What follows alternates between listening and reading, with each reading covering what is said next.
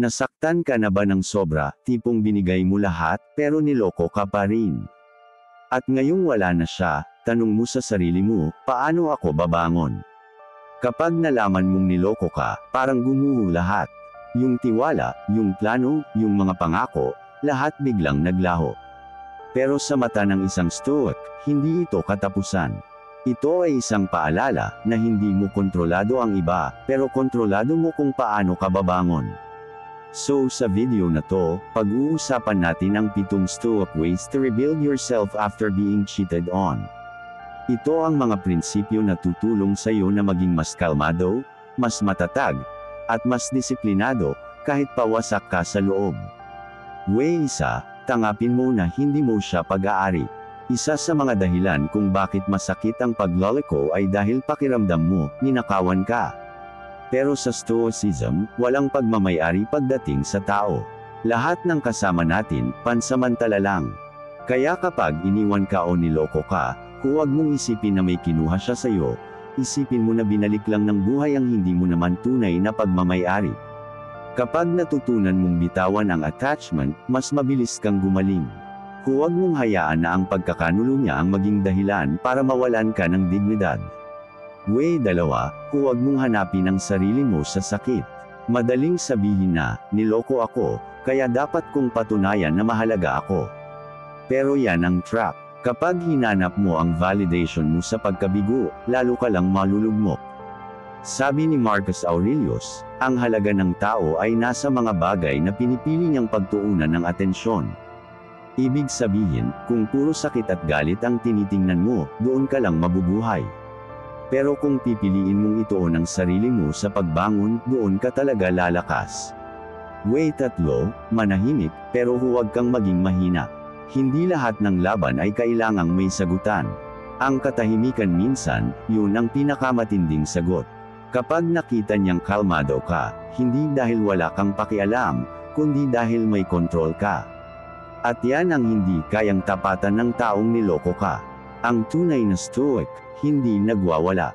Tahimik lang pero alam niyang sa bawat paghinga, mas nagiging disiplinado siya. Way 4, gamitin ang sakit bilang disiplina.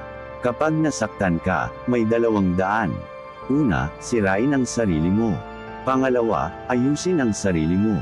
Piliin mo ang pangalawa, ay channel mo ang sakit bilang gasolina para sa pagdisiplina. Magtrabaho, mag-ehersisyo, basahin ang mga libro, palawakin ang isip mo.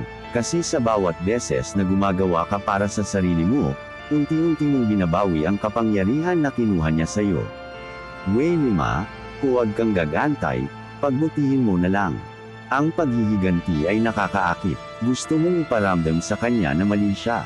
Pero sabi ng Stoics, ang tunay na paghihiganti ay kapayapaan. Kapag mas pinili mong pagandahin ang buhay mo, habang siya ay stuck sa parehong pattern, yun ang pinakatahimik pero pinakamabigat na ganting loob. Hindi mo kailangan ipakita sa kanya. Kailangan mo lang maramdaman sa sarili mo, na kahit anong gawin niya, hindi ka nawasak. Way 6, alamin mo kung ano ang kaya mong kontrolin. Hindi mo makokontrol kung bakit siya niloko ka. Hindi mo rin makokontrol kung babalik ba siya o hindi. Pero kaya mong kontrolin kung paano ka magre-react. Sabi ni Epictetus, kung ano man ang nangyayari sa atin, hindi yun ang mahalaga. Ang mahalaga ay kung paano natin ito tinatanggap. Kaya kung pipiliin mong maging kalmado kahit sa gitna ng sakit, panalo ka na. Kasi karamihan ng tao, natatalo sa emosyon. Pero ang Stoic man, panalo sa disiplina. Way 7, ibalik mo ang pagmamahal sa sarili mo. Kapag niloko ka, pakiramdam mo hindi ka sapat. Pero tandaan mo, ang pagkakanulo niya ay hindi refleksyon ng pagkukulang mo, kundi ng karakter niya. Hindi mo kailangang patunayan sa kanya ang halaga mo. Patunayan mo sa sarili mo na kaya mong maging buo kahit wala siya. Ang Stoicism ay hindi tungkol sa pagiging walang puso, ito ay tungkol sa paghawak ng emosyon mo ng may karunungan. Kaya sa halip na magtanong kung bakit kanya niloko, tanungin mo, ano ang itinuturo ng karanasang to sa akin? Ang Stoicism ay hindi para sa mga walang pakiramdam. Ito ay para sa mga nasaktan pero ayaw manatiling durog. Para sa mga lalaking gustong maging matatag kahit paulit-ulit silang sinubak. Kaya kung niloko ka man, alalahanin mo ito. Walang nawala sa'yo. Ang nawala ay yung taong hindi kayang tapatan ang kabutihan mo. Bumangon ka, tahimik, disiplinado, at may direksyon.